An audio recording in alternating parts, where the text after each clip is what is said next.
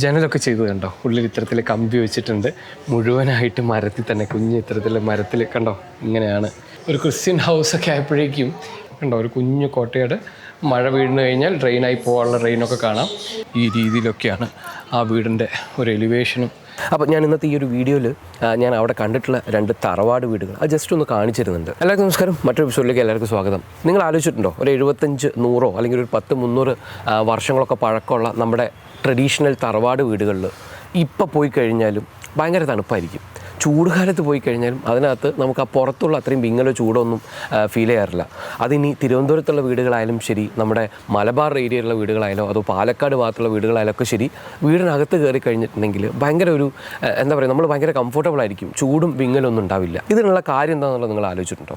നമ്മൾ ബഡ്ജറ്റഡ് ആയിട്ടുള്ള വീടൊക്കെ ഉണ്ടാക്കുന്ന സമയത്ത് നമ്മൾ ഏറ്റവും അധികം ഫേസ് ചെയ്യുന്ന ആളുകൾ ഫേസ് ചെയ്യുന്ന ഒരു കാര്യമാണ്, വീടിനകത്ത് നല്ല ചൂടായിരിക്കും. കാരണം പലപ്പോഴും ഫ്ലാറ്റ് സ്ലാബ് ഇട്ടിട്ടുള്ള, കോൺക്രീറ്റ് സ്ലാബ് ഇട്ടിട്ടുള്ള വീടുകളൊക്കെ ആയിരിക്കുമല്ലോ ഈ മിനിമം ബഡ്ജറ്റിൽ ഉണ്ടാക്കുന്നുണ്ടാവുക.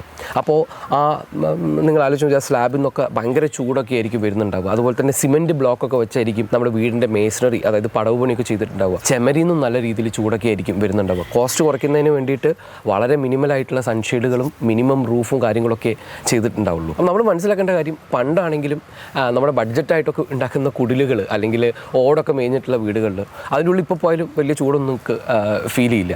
അപ്പോൾ ഇതിനകത്ത് ഏറ്റവും വലിയ വില്ലൻ എന്ന് പറയുന്നത് നമ്മുടെ സിമെൻറ്റാണ്. നിങ്ങൾ മനസ്സിലാക്കേണ്ട ഒരു കാര്യം എന്ന് പറയുന്നത്, സിമെൻറ്റ് വെള്ളമായിട്ട് മിക്സ് ചെയ്യുമ്പോൾ അല്ലെങ്കിൽ സിമെൻറ്റിലേക്ക് നമ്മൾ വെള്ളം മിക്സ് ചെയ്യുമ്പോൾ ഒരു എക്സോതെർമിക് റിയാക്ഷൻ നടക്കുന്നത്. അതായത് ഹൈഡ്രേഷൻ നടക്കുന്ന സമയത്ത് നല്ല രീതിയിലുള്ള ചൂടാണ് ഡെവലപ്പ് ചെയ്തുകൊണ്ടിരിക്കുന്നത്. നിങ്ങൾ നോക്കിയാൽ മതി, സിമെൻറ്റിലേക്ക് കുറച്ച് വെള്ളം മിക്സ് ചെയ്യുക അല്ലെങ്കിൽ കോൺക്രീറ്റ് മിക്സിംഗ് ഒക്കെ നടക്കുന്ന സമയത്ത് അതിൻ്റെ അടുത്തൊന്ന് കൈ കൊണ്ടുവയ്ക്കുക അല്ലെങ്കിൽ നമ്മളൊന്ന് പോയി നിന്ന് കഴിഞ്ഞിട്ടുണ്ടെങ്കിൽ അതിനകത്ത് ഹീറ്റ് റേഡിയേറ്റ് ചെയ്യുന്നതായിട്ട് നമുക്ക് ഫീൽ ചെയ്യാൻ പറ്റും. അപ്പോൾ നമ്മൾ ആലോചിക്കുക, നമ്മൾ ഇത്തരത്തിലുള്ള കോൺക്രീറ്റിലുള്ള സ്ലാബ് വെച്ചിട്ടുള്ള ഒരു വീട്, ആ സ്ലാബ് സൂര്യനായിട്ട് ഒത്തിരി എക്സ്പോസ്ഡ് ആയി കഴിഞ്ഞിട്ടുണ്ടെങ്കിൽ നല്ല രീതിയിൽ ഹീറ്റ് അത് അബ്സോർബ് ചെയ്യും. അതുപോലെ തന്നെ കോൺക്രീറ്റിൻ്റെ ഒരു പ്രശ്നം എന്ന് പറഞ്ഞിട്ടുണ്ടെങ്കിൽ ഇത് ഭയങ്കര സോളിഡ്, നോൺ പോറസ് ആയതുകൊണ്ട് വാട്ടർ പ്രൂഫ് ഒക്കെയാണ് കേട്ടോ, അങ്ങനത്തെ അത്തരത്തിലുള്ള അഡ്വാൻറ്റേജസും ഉണ്ട്. പക്ഷേ നമ്മൾ ഈ കാര്യം കൂടെ മനസ്സിലാക്കുക, ഇത് നോൺ പോറസ് ആണ്. അത് കാരണം തന്നെ അതിനകത്ത് ഒരു വാട്ടർ മോളിക്യൂൾ നിൽക്കാനുള്ള സാധ്യതകളൊന്നുമില്ല. അതുകൊണ്ട് തന്നെ നമ്മൾ രാത്രി ആയി കഴിഞ്ഞാലും ഈ ചൂടായ കോൺക്രീറ്റ് സ്ലാബ് ഹീറ്റ് റേഡിയേറ്റ് ചെയ്തുകൊണ്ടേയിരിക്കും. അതായത് നമ്മൾ രാത്രിയൊക്കെ ഒരു സീലിംഗ് ഫാൻ ഇട്ട് കഴിഞ്ഞാൽ സ്ലാബിനകത്ത് നിന്ന് ചൂട് കാറ്റായിരിക്കും താഴത്തേക്ക് വരുന്നുണ്ടാവുക. അപ്പോൾ അതിനുള്ള കാരണം ഇതാണ്. അതുപോലെ തന്നെ നമ്മൾ ചെറിയ സൺഷെയ്ഡൊക്കെ ഉള്ള ചെമരാണെന്നുണ്ടെങ്കിൽ ഈ ചെമര് ഇതുപോലെ തന്നെ ചൂടായിട്ട് വീടിനകത്തേക്കായിരിക്കും ഹീറ്റ് റേഡിയേറ്റ് ചെയ്യുന്നുണ്ടാവും. അതുകൊണ്ട് മൊത്തത്തിലുള്ള ഒരു ചൂടിന്, അതായത് അറ്റ്മോസ്ഫിയറിൽ ഓൾറെഡി നല്ല ചൂടായിരിക്കും, കാറ്റടിക്കുന്നുണ്ടെങ്കിൽ ചൂട് കാറ്റായിരിക്കും അടിക്കുന്നുണ്ടാവുക, ഫാൻ ഇടുന്നുണ്ടെങ്കിൽ ചൂട് കാറ്റായിരിക്കും അടിക്കുന്നുണ്ടാവുക. അപ്പോൾ ഇത്തരം കാര്യങ്ങളിൽ നിന്നൊക്കെ നമ്മളൊരു രക്ഷ നേടണമെങ്കിൽ നമ്മൾ തീർച്ചയായിട്ടും മെറ്റീരിയലിനെ കുറിച്ചിട്ടുള്ള ഒരു ധാരണ നമുക്ക് വേണം. ഓരോ മെറ്റീരിയൽ ഏത് രീതിയിലാണ് ബിഹേവ് ചെയ്യുന്നത്. നമ്മുടെ പഴയ വീടുകൾ, ഞാൻ ഈ പറഞ്ഞ 100-300 വർഷങ്ങൾ പഴക്കമുള്ള വീടുകളൊക്കെ നോക്കിക്കഴിഞ്ഞാൽ പലപ്പോഴും സിമെൻ്റ് എന്ന അവൈലബിൾ അല്ല.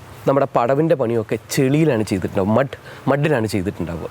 അതുപോലെ തന്നെ പ്ലാസ്റ്ററിംഗ് എന്ന് പറയുന്നത് ലൈം പ്ലാസ്റ്റർ ആയിരിക്കും ചെയ്തിട്ടുണ്ടാവുക, അല്ലെങ്കിൽ പലപ്പോഴും മഡ് പ്ലാസ്റ്റർ തന്നെയായിരിക്കും ചെയ്തിട്ടുണ്ടാവുക. ഇനി ചെങ്കലിലൊക്കെ വെച്ചിട്ടുള്ള കൺസ്ട്രക്ഷൻ നമ്മൾ പാലക്കാട് മലബാർ റീജിയനിലൊക്കെ നോക്കിക്കഴിഞ്ഞാൽ ചെങ്കലിൽ എക്സ്പോസ് ചെയ്ത് ലൈം വെച്ചിട്ടോ അല്ലെങ്കിൽ മണ്ണ് വെച്ചിട്ടോ ഒക്കെ തന്നെയായിരിക്കും അതിൻ്റെ കൺസ്ട്രക്ഷനൊക്കെ ചെയ്തിട്ടുണ്ടാവുക. ഈ മണ്ണിൻ്റെ പ്രത്യേകത എന്ന് പറഞ്ഞാൽ, അല്ലെങ്കിൽ മഡ് കൺസ്ട്രക്ഷൻ എന്നൊക്കെ പറഞ്ഞാൽ, ഇത് പോറസ് ആണ്.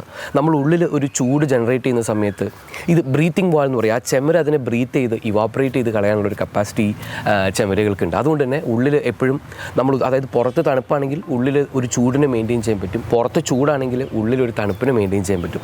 നേരെ മറിച്ച് നമ്മൾ ഈ സിമെൻറ്റ് വന്നതോടെ അല്ലെങ്കിൽ സിമെൻറ്റ് പ്ലാസ്റ്റർ വന്നതോടെ എന്തൊക്കെ സംഭവിച്ചു കഴിഞ്ഞാലും അകത്തേക്ക് കയറി വന്നിട്ടുള്ള ഹീറ്റ് അകത്ത് ട്രാപ്ഡായി കിടക്കും. ഹീറ്റ് അകത്ത് ട്രാപ്ഡായി കിടക്കുന്നതുകൊണ്ട് തന്നെ നമ്മൾ ഫാൻ ഇട്ടാലും എന്തിട്ടാലും ഇതിനകത്ത് ചൂട് തന്നെയായിരിക്കും ഇതിൻ്റെ അനന്തരഫലം എന്ന് പറയുന്നത്.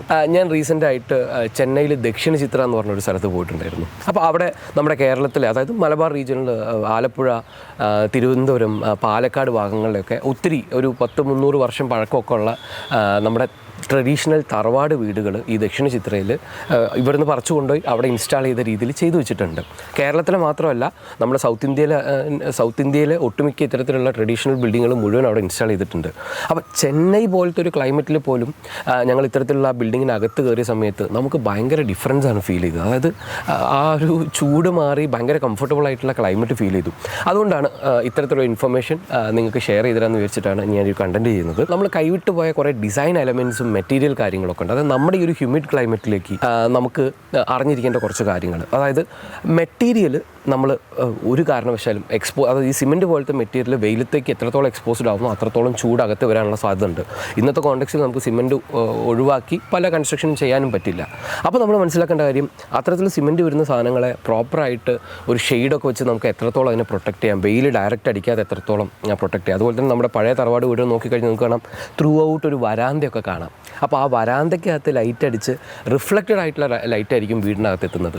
ആ ഹീറ്റ് മുഴുവൻ വരാന്തയിൽ ട്രാപ്ഡ് ആവും. അതായത് പുറത്തായിരിക്കും ചൂടൊക്കെ, ആ ചൂട് അബ്സോർബ് ചെയ്തിട്ട് നമുക്ക് ഡയറക്റ്റ് ജനലിൽ കൂടെ ലൈറ്റ് വീടിൻ്റെ അകത്ത് വരുമ്പോൾ ഒരു പ്രശ്നം എന്ന് പറഞ്ഞാൽ ഈ ചൂട് കൂടെ, അതായത് ഇൻഫ്രാറെഡ് റേസ് ചൂട് കൂടെയാണ് നമ്മുടെ റൂമിനകത്ത് വരുന്നത്. റൂമിനകത്ത് ആ ചൂട് വന്നു കഴിഞ്ഞിട്ടുണ്ടെങ്കിൽ ഇത് നമ്മുടെ സിമെൻറ്റ് പ്ലാസ്റ്റർ ചെയ്ത ചെമരൊക്കെ ആയതുകൊണ്ട് ആ ഹീറ്റ് പിന്നെ പുറത്തേക്ക് പോകാമെന്ന് പറയുന്നത് പ്രയാസമുള്ള കാര്യമായിരിക്കും. അല്ലെങ്കിൽ നമ്മൾ പ്രോപ്പറായിട്ടുള്ള ക്രോസ് വെന്റിലേഷൻ കൊടുക്കണം. അതുകൊണ്ട് തന്നെ നമ്മുടെ ഇത്തരത്തിലുള്ള ക്ലൈമറ്റ് ആയതുകൊണ്ട് പണ്ട് ഈ മഡ് കൺസ്ട്രക്ഷൻ ചെയ്ത വീടുകളിലാണെങ്കിൽ പോലും അവർ നടുമുറ്റങ്ങൾ പ്രൊവൈഡ് ചെയ്യാറുണ്ട്. ആ നടുമുറ്റത്തിൽ കൂടെ നമുക്ക് നല്ല രീതിയിൽ ഒരു ഹീറ്റ് മുകളിലേക്ക്, അതായത് മുകളിൽ നല്ല കാറ്റ് എയർ മൂവ്മെൻറ്റ് ഉണ്ടെങ്കിൽ അകത്തെ ചൂട് എയർ നേരെ പുറത്തേക്ക് റേസ് ചെയ്ത് പോകുന്ന സാഹചര്യം ഉണ്ടാവും. അതുപോലെ തന്നെ നമുക്ക് റിഫ്ലക്റ്റഡ് ആയിട്ടുള്ള ലൈറ്റ് നമുക്ക്, അതായത് നാച്ചുറൽ ലൈറ്റ് നമുക്ക് വീടിൻ്റെ അകത്തേക്ക് കിട്ടാനായിട്ട് ഹെൽപ്ഫുള്ളാവും. അതുപോലെ തന്നെ പല വീടുകളും മരമൊക്കെ വെച്ചിട്ടുള്ള ആണ് ചെയ്തിട്ടുള്ളത്. അപ്പോൾ ഞാൻ ഇന്നത്തെ ഈ ഒരു വീഡിയോയിൽ ഞാൻ അവിടെ കണ്ടിട്ടുള്ള 2 തറവാട് വീടുകൾ അത് ജസ്റ്റ് ഒന്ന് കാണിച്ചിരുന്നുണ്ട്.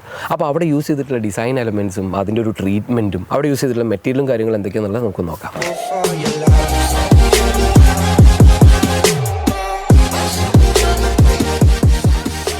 ഇനി നമുക്ക് കേരളത്തിലെ അടുത്തൊരു വീട് കാണാം. ആ വീടിൻ്റെ എലിവേഷൻ ഒന്ന് കണ്ടോളൂ. അത് കണ്ടോ, ഈ രീതിയിലാണ് ആ വീടിൻ്റെ എലിവേഷൻ വരുന്നത്. നമ്മൾ ഇത്തരത്തിൽ കയറി കഴിഞ്ഞാൽ നേരെ തന്നെ നമുക്കൊരു വരാന്തയാണ് വരുന്നത്. ഇത് കണ്ടോ, ഇങ്ങനെയാണ് ഇവിടുത്തെ ഹൈറ്റും കാര്യങ്ങളൊക്കെ വരുന്നത്. ഈ രീതിയിലാണ് കയറി കഴിഞ്ഞാൽ ഇത്തരത്തിൽ ടെറാക്കോട്ട ടൈലൊക്കെ തന്നെയാണ്, മുഴുവൻ മരത്തിലാണ് സീലിങ്ങും കാര്യങ്ങളൊക്കെ ചെയ്തിട്ടുള്ളത്. ഈ രീതിയിലാണ് കാര്യങ്ങൾ വരുന്നത്. ഇതും ഈ പാർട്ടീഷൻ മുഴുവൻ മരത്തിലാണ് ചെയ്തിട്ടുള്ളത്. അത് നമ്മളിവിടെ നോക്കിക്കഴിഞ്ഞിട്ടുണ്ടെങ്കിൽ ഇത് കണ്ടോ, ജനലൊക്കെ ചെയ്ത് കണ്ടോ, ഉള്ളിൽ ഇത്തരത്തിൽ കമ്പി വെച്ചിട്ടുണ്ട്. മുഴുവനായിട്ട് മരത്തിൽ തന്നെ, കുഞ്ഞ് ഇത്തരത്തിൽ മരത്തിൽ കണ്ടോ, ഇങ്ങനെയാണ് ജനലൊക്കെ ചെയ്തത്. നല്ല രസമായിട്ട്. അപ്പോൾ ഇത് നമ്മൾ നോക്കിക്കഴിഞ്ഞിട്ടുണ്ടെങ്കിൽ ഒരു സിറിയൻ ക്രിസ്ത്യൻ വീടാണ്.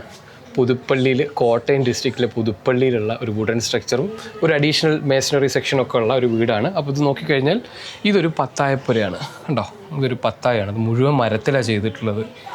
അതുപോലെ തന്നെ നോക്കിക്കഴിഞ്ഞാൽ അത് കണ്ടോ, ഇത്തരത്തിലുള്ളൊരു സ്റ്റെപ്പും കാര്യങ്ങളൊക്കെ കൊടുത്ത് ഇതൊരു പത്തായം തന്നെയാണ്. അതുപോലെ തന്നെ ഇങ്ങോട്ട് വന്നു കഴിഞ്ഞിട്ടുണ്ടെങ്കിൽ നമുക്ക് അടുത്ത ഈ പത്തായപ്പുരക്ക് അറ എന്ന് പറഞ്ഞ് പത്തായപ്പുര ഇരിക്കുന്നൊക്കെ നമുക്ക് കാണാം. ഇങ്ങനെ ഇറങ്ങിക്കഴിഞ്ഞാൽ ഇതൊരു ലിവിങ് റൂം പോലൊരു സ്ഥലമാണ്. ഇവിടെ കണ്ടോ, ഒരു ക്രിസ്ത്യൻ ഹൗസൊക്കെ ആയപ്പോഴേക്കും എനിക്ക് തോന്നുന്നു ആ ഒരു ഇൻഫ്ലുവൻസിൻ്റെ ഒക്കെ ആയിരിക്കും സീലിംഗ് മുഴുവൻ ഒരു വുഡൻ പാനലിങ്. നമ്മൾ ചില ചർച്ചകളിലൊക്കെ പോയി കഴിഞ്ഞാലൊക്കെ നമുക്ക് ഈ സിമിലർ പാറ്റേണുള്ള കാര്യങ്ങളൊക്കെ കാണാം. നമ്മുടെ റാറ്റൻ യൂസ് ചെയ്തിട്ടുള്ള റാറ്റൻ യൂസ് ചെയ്ത ഫർണിച്ചറുകളൊക്കെ കാണാം. കണ്ടോ, ഇങ്ങനെയാണ് ഈ വീട്ടിലേക്കുള്ള ഇത് വരുന്നത്.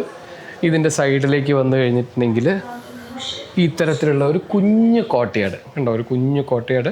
മഴ വീഴുന്നു കഴിഞ്ഞാൽ ഡ്രെയിനായി പോകാനുള്ള റെയിനൊക്കെ കാണാം. ഒരു ഡൈനിങ് സ്പേസ് ഒക്കെ പോലത്തെ ഒരു സ്ഥലമാണ്. നിങ്ങൾ നോക്കിയേ, എന്ത് രസമായിട്ടാണ് ഈ സ്ഥലമുള്ളത് നോക്കിയേ. നല്ലൊരു കുഞ്ഞു കോട്ടയാട്. അവിടെ നിന്ന് ഇങ്ങനെ ലിവിങ് റൂമിൽ നിന്ന് ഡൈനിങ് റൂമിലേക്ക് കയറി വരാം. ഇത് കണ്ടോ, ഈ രീതിയിലൊരു വിൻഡോ കാര്യങ്ങളൊക്കെ ഉണ്ട്. ഇതിൻ്റെ ഈ ഹൈറ്റാണ് ഇതിൻ്റെ ഭംഗി എന്ന് പറയുന്നത്. കണ്ടോ, ഇതാണ് ഇവിടുത്തെ ഹൈറ്റ്. അപ്പോൾ ഈ ഒരു സ്പേസിൻ്റെ ഒക്കെ ഭംഗി എന്ന് പറയുന്നത് ആ പ്രപ്പോർഷൻസാണ് അതിന് ഈ ഭംഗി കൊടുക്കുന്നത്. ഇത് കണ്ടോ, ഒരു അടുക്കളയാണ്. അടുക്കളയിൽ നിന്ന് നമുക്ക് ഇത്തരത്തിൽ കിണർ,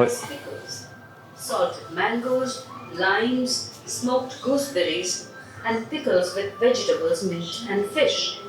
Syrian Christian staple is olive irchi. നല്ല രസമുണ്ട് കേട്ടോ. ഭയങ്കര ഒരു എക്സ്പീരിയൻസാണ്. കാരണം ഇത്തരത്തിലുള്ള വീടുകളിലൊന്നും നേരത്തെ കാണാൻ പറ്റിയിട്ടില്ല. ഈ ഭാഗം മുഴുവൻ മരത്തിൽ തന്നെയാണ് ചെയ്തിട്ടുള്ളത്. ഇത് നമ്മുടെ അറയാണ് ഈ കാണുന്നത്. ഇതിൻ്റെ സൈഡിൽ കൂടെ വന്നു കഴിഞ്ഞാൽ ഇതുകൊണ്ടോ ഇങ്ങനത്തെ ഒരു ഡോറൊക്കെ കാണാം. നല്ലൊരു ഷേപ്പിലുള്ളൊരു ഡോറൊക്കെ കാണാം. നമ്മൾ ഈ രീതിയിൽ അകത്തേക്ക് കയറി കഴിഞ്ഞാൽ ഇതൊരു ബെഡ്റൂമാണ്. ബെഡ്റൂമിൻ്റെ സൈഡിൽ നമുക്ക് ഇത്തരത്തിലുള്ള ഒരു സീറ്റിംഗ് ഇതൊക്കെ കാണാം. മരത്തിൽ ചെയ്തിട്ടുള്ള ഒരു വുഡ് കട്ടിൽ കാര്യങ്ങളൊക്കെ കാണാം. മുഴുവനായിട്ട് മരവും ഗ്രില്ലും ഒക്കെ ചെയ്ത് കണ്ടോ. ഇതിൻ്റെ സൈഡിൽ നിന്ന് വീണ്ടും നമുക്ക് നമ്മുടെ ഇതിലേക്ക് എൻ്റർ ചെയ്യാം. എന്താ പറയുക, നമ്മുടെ പത്തായത്തിലേക്ക് അറയിലേക്ക്. അപ്പോൾ ഒറ്റ നിലയുള്ള ഈ ഒരു വീടിനകത്ത് നമുക്ക് ലിവിങ് റൂമിലേക്ക് സെപ്പറേറ്റ് ആയിട്ടുള്ള ഒരു എൻട്രി കാണാം. ഇത് കണ്ടോ. അപ്പോൾ ഈ ഒരു ഭാഗം മുഴുവനായിട്ട് നമ്മുടെ പടവാണ് ചെയ്തിട്ടുള്ളത്, കല്ലിൽ പടവ് ചെയ്തിട്ടുള്ളതാണ്. അതിൻ്റെ ഒരു റൂഫ് എലിവേഷനൊക്കെ കണ്ടോ. പുതുപ്പള്ളി വീട് എന്നാണ് ഇതിന് പേരിട്ടുള്ളത് കേട്ടോ. നമുക്ക് പുറത്തു കൂടെ ഈ ഒരു സൈഡൊക്കെ പോയി നോക്കിക്കഴിഞ്ഞാൽ ഇതാ ഈ രീതിയിലൊക്കെയാണ് ആ വീടിൻ്റെ ഒരു എലിവേഷനും കാര്യങ്ങളൊക്കെ വന്നിട്ടുള്ളത്. അടുത്ത നമ്മൾ കാണാൻ പോകുന്നത് കൂത്താട്ടുകുളം വീടാണ്. ഇതാ ഇങ്ങനെയാണ് നമ്മൾ ആ ഒരു വീട് വരുന്നത് കണ്ടോ. ഒത്തിരി ആർച്ചസൊക്കെയാണ് അതിൻ്റെ ഒരു എലിവേഷനിൽ കാണുന്നത്. അതേപോലെ ഒത്തിരി ഭംഗിയുള്ള വിൻഡോസ് വുഡിൽ ചെയ്ത് കാണാം. അതിൻ്റെ ഒരു ബേസിക് സ്ട്രക്ചർ ഈ രീതിയിലാണ് വരുന്നത്. നമുക്ക് ഇങ്ങനെ കയറി കഴിഞ്ഞാൽ ഇത് കണ്ടോ, ഇത്തരത്തിലുള്ള ഒരു വരാന്ത കാണാം. ഇതിൻ്റെ ഒരു പ്ലാന് ഇവിടെ വെച്ചിട്ടുണ്ട്. ഇത് കണ്ടോ, ഇങ്ങനെ ഒരു വരാന്ത ഉണ്ട്. ഉള്ളിൽ full Nairs and Namboothiris of Kerala എന്നൊക്കെ പറഞ്ഞിട്ടൊരു ഇത് വെച്ചിട്ടുണ്ട്. സൈഡിൽ കൂടെ സ്റ്റെയർ കേസ് ഉണ്ട്. നമുക്കൊന്ന് കയറി നോക്കാം. അകത്തേക്ക് കയറി കഴിഞ്ഞാൽ ഇതാ ഈ രീതിയിലാണ് ഫുള്ള് വുഡൻ സീലിംഗ് ആണ് ചെയ്തിട്ടുള്ളത്. ഫുള്ള് ഓപ്പൺ ആയിട്ടുള്ള ഒരു സ്പേസ് ആണ് കണ്ടോ. വിൻഡോൻ്റെ ഒക്കെ ഡിസൈൻ നോക്കിക്കോളൂ കേട്ടോ. ഫുള്ള് വുഡിലാണ് ചെയ്തിട്ടുള്ളത്.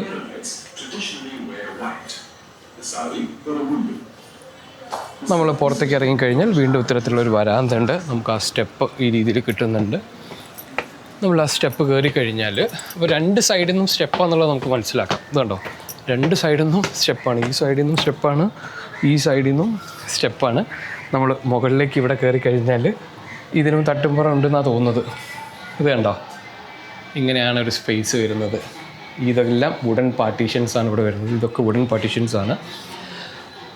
നമ്മളിങ്ങോട്ട് നോക്കിക്കഴിഞ്ഞാൽ ഇതാ ഇതിൻ്റെ തട്ടുമ്പുറം ആക്സസ് ഇല്ല, ലോക്ക് ചെയ്ത് വെച്ചേക്കുകയാണ്. ഈ രീതിയിലാണ് സ്പേസസ് ഒക്കെ വരുന്നത്. ഒരു ഖുറാനൊക്കെ ഇരിക്കുന്നുണ്ട് കണ്ടോ. മുഴുവൻ വുഡിലാണ് ചെയ്തിട്ടുള്ളത്. നമ്മൾ പുറത്തുനിന്ന് കണ്ട കുറേ വിൻഡോസ് ഇല്ലേ, അതാണ് ഈ കാണുന്നത്.